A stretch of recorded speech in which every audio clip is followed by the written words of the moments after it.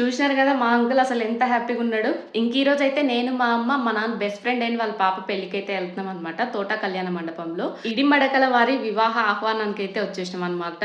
నా పెళ్లి మా అన్న పెళ్లి కూడా ఇదే కళ్యాణ మండపంలో జరిగింది. చాలా చాలా బాగుంటది తోట ఫంక్షన్ హాల్. డెకరేషన్ అయితే నాకు భలే నచ్చింది బా, ఎందుకంటే మొత్తం వెంకటేశ్వర స్వామి థీమ్ లో ఉంది బయట నుంచి లోపల వరకు కూడా.